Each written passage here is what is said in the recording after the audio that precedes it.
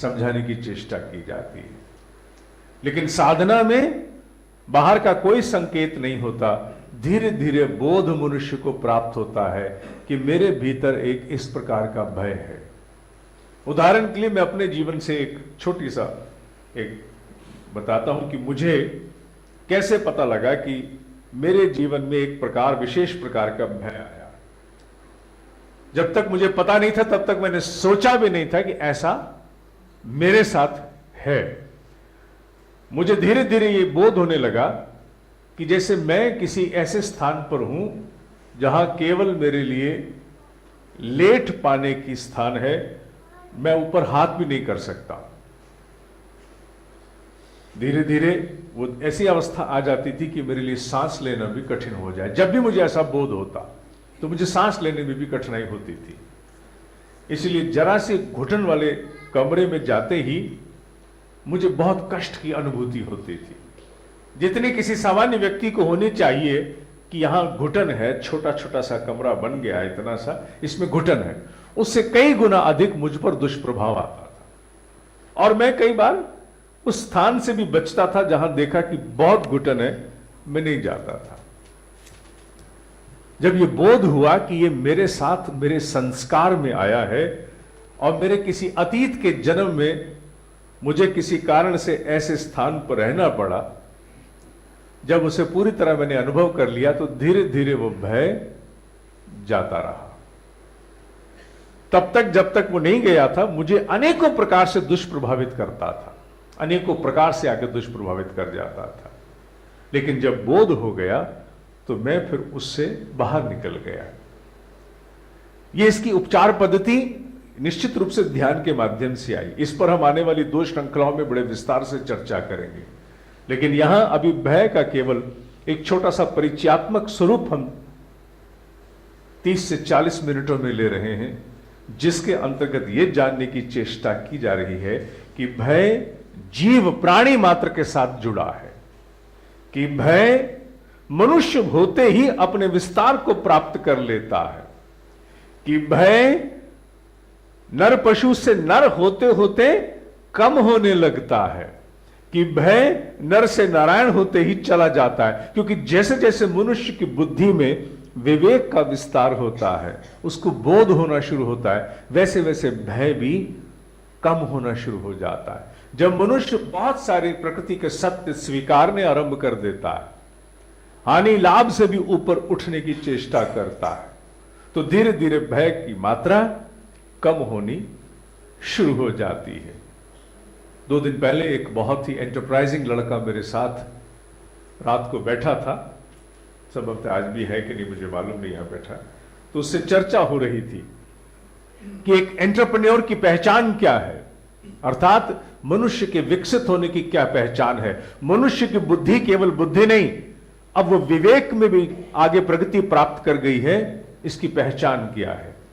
तो मैंने वो उदाहरण दिया जो आज से 6 साल पूर्व मैंने किसी अन्य उद्बोधन में दिया था, कि कहते हैं कि बहुत बड़े, ये कोई कथा कहानी नहीं, ये सत्य घटना है, बहुत बड़े उद्योगपति की फैक्ट्री में आग लगी थी और जितने भी अग्निशमन वाले उपकरण थे वो सारे प्रयोग में लाए जा रहे थे, जीवन बचाने की चेष्टाएं हो रही थी, और वो व्यक्ति बाहर पटरी पे बैठ करके अपने कागज पे कुछ लिख रहा था। लोगों ने कहा कि इसको इतना धक्का लगा है, जीवन लगा के इसने इस फैक्ट्री को खड़ा किया, इसको इतना धक्का लगा है इसका कि उस धक्के के प्रभाव से अब ये पूरी तरह से विक्षिप्त सा हो गया है।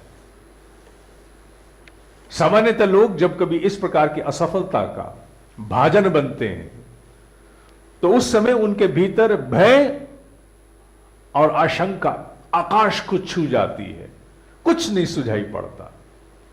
बाद में पता लगा कि वो व्यक्ति वहां बैठ करके पूर्ण संतुलन के साथ इस बात को स्वीकार कर चुका था। क्यों? क्योंकि उसने अपने आप को शुरू से तैयार किया था। जब कभी भी वो अपनी फैक्ट्री को देखता था तो वो अपने आप से एक ही बात कहता था, क्या तेरी कृपा से मैंने पुरुषार्थ किया, ये बन गई, अनेकों का साधन है, अगर ये नहीं भी रहेगी तो मुझे क्षमता दे कि मैं इससे भी बड़ी एक और बना सकूं। उसने अपने विवेक के द्वारा आने वाले संभावित घटनाओं से उठने वाले भय के भूत को पहले ही मार दिया था। और भय का भूत जिसका मरा हुआ होता है, वो व्यक्ति भय से कभी त्रस्त नहीं होता। वो विवेकी व्यक्ति परिस्थिति आने पर भी न्यायोचित रूप से अपने जीवन को संतुलन के साथ आगे बढ़ा देता है। समस्या वहां आती है जब हम भय की आशंका से हजारों बार पहले मर चुके होते हैं, और जब वो घटना आती है तो वो आकर के हमारा समूचा अस्तित्व ही समाप्त कर जाती, क्योंकि हम तो पहले से ही मरे हुए थे। भय की आशंकाएं वास्तविक घटना के प्रभाव से कहीं ज्यादा घातक होती हैं, और जो भय की आशंकाओं को पार कर जाते हैं वो होने वाली वास्तविक घटनाओं को भी हंसते हंसते एक सृजनात्मक स्वरूप प्रदान करने की चेष्टा करते हैं। जिस प्रकार वो उद्योगपति बैठ करके हिसाब लगा रहा था कि इतना तो मुझे कंपेंसेशन देना पड़ेगा, अब नई फैक्ट्री के लिए दोबारा रिसोर्स जनरेट करना है, कहां से जुगाड़ करूंगा। ये तो जल गया, क्योंकि उसको उस फैक्ट्री के जल जाने का भी भय पहले से नहीं था, ना वो आशंका से त्रस्त हुआ, ना वास्तविक घटना से। और कहते हैं कि कुछ ही समय पश्चात उसने उससे भी बड़े नए प्रकार के एक संयंत्र की रचना वहीं कर डाली थी। ये किसका प्रभाव है? ये उस विवेक का प्रभाव है जो मनुष्य को नर पशु से नर और नर से नारायण होने की यात्रा पर ले जाता है। जब मनुष्य को कभी अपना मूल्यांकन करना हो, मैं कितने अंशों में नर हुआ, नर पशु से कितनी प्रगति प्राप्त करके मैं नर हो पाया, तो उसका सबसे सुंदर मूल्यांकन है उन सभी कारणों से जिनसे हम सामान्यतः भयभीत होते हैं, उनके विषय में लिख करके। नहीं लिख सकते, किसी को पता न लगे, तो सोचना चाहिए सामान्यतः मुझे किस किस बात की आशंका रहती है, मैं किन किन कारणों से बहुत भयभीत रहता हूं। तो मूल्यांकन हो जाएगा कि मेरे भय के कारण कितने नर पशु से जुड़े हैं, कितने नर तत्व को प्राप्त हो गए हैं।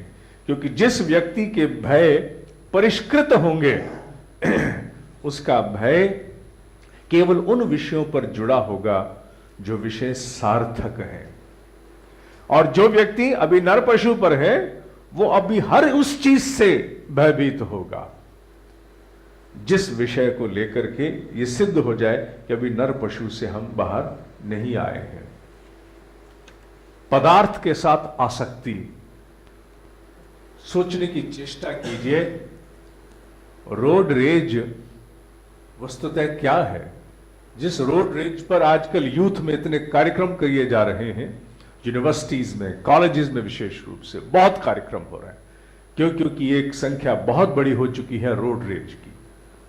लोग सड़क पर, अनजाने लोग, अपरिचित लोग छोटे सी कारण से आपस में जूझते हैं, हत्याएं हो जाती हैं।